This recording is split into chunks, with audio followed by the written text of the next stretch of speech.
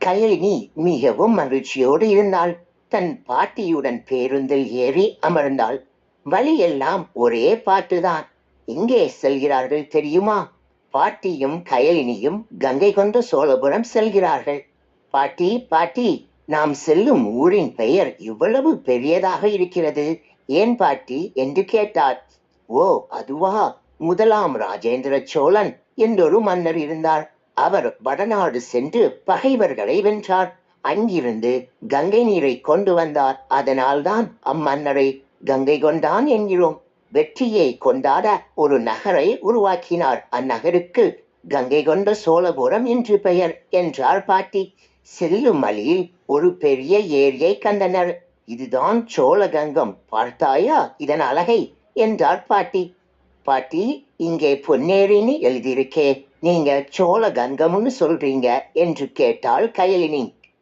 ஆமாம், சோழகங்கம் பேரேரிதான் இன்று பொன்னேரி என்று மாறியிருக்கு. சுற்றியுள்ள பல்லாயிரக்கணக்கான ஏக்கர் நிலங்கள் இந்த ஏரியின் மூலம் பாசன வசதி பெறுகின்றன. இதனால் உழவு தொழில் இங்கு இருக்கிறது என்றார் பாட்டி. செழிப்பாக இருக்கிறது. இங்கே பார்த்தாயா, இது மலைகளும் குன்றுகளும் இல்லாத சமவெளி பகுதி. 16 கல் தொலைவு வரை வலிமையான உயரமான கரைகளை கட்டியுள்ளனர். நீண்ட கால்வாய் வெட்டி தண்ணீரை பள்ளத்தாக்கில் இருந்து மேட்டிற்கு கொண்டு வந்துள்ளனர். தண்ணீரை ஏரியில் தேக்கி வைத்துள்ளனர் என்று பாட்டி கூற, சோழர்களின் நீர்ப்பாசன முறையை எண்ணி வியந்து போனால் கயலினி. ஓ, அப்படியா? நம்ம ஊருக்கு இப்படிதான் பெயர் வந்ததா? இருவரும் கங்கை கொண்ட சோழபுரத்தை அடைந்தார்கள். இக்கோவில் தஞ்சை பெரிய கோவில் போன்றே உள்ளதே, வியப்புடன் கேட்டாள் கயலினி. ஆமாம், அதே அமைப்பில் தான் கட்டப்பட்டுள்ளது. ஆனால் ராஜேந்திரனின் தந்தை ராஜராஜ சோழன் கட்டிய தஞ்சை பெரிய கோவிலை விட சற்று உயரம் குறைவானது என்றார் பாட்டி. அது என்ன பாட்டி என்று கேட்டாள் கயலினி. அதை விமானம் என்று அழைக்கிறார்கள். அதன் உச்சியில் இருப்பது மிக பெரிய வட்ட வடிவக்கல். அது 34 அடி குறுக்களவு கொண்டது.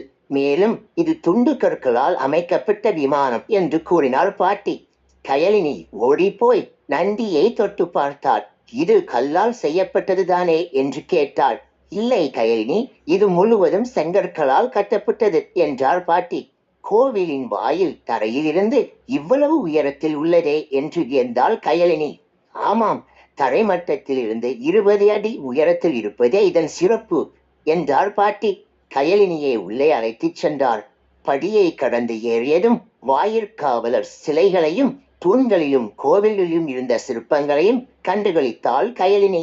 கோவிலின் வடக்கு பக்க நுழைவாயிலின் இரு பக்கங்களிலும் உள்ள கலைச்செல்வி மற்றும் சண்டேஸ்வர அனுக்கிரக மூர்த்தி ஆகிய சிற்பங்கள் உலக புகழ்பெற்றவை என்பதை பாட்டி மூலம் அறிந்து கொண்டாள். பாட்டி, இங்கே பாருங்க, சிங்கம் போன்ற வடிவத்தில் இருக்கும் இந்த சிற்பத்தின் வயிற்றிலே ஒரு வாயில் இருக்கிறதே என்றாள் கயலினி.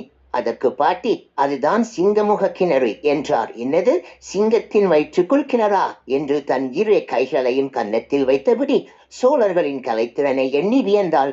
தமிழர்களின் கலைத்திறமையை கண்டு உள்ளம் மகிழ்ந்த அவள் அக்கலைக்கூடத்தை விட்டு வெளியே வர மனமில்லாமல் பாட்டியுடன் வீடு வந்து சேர்ந்தாள்.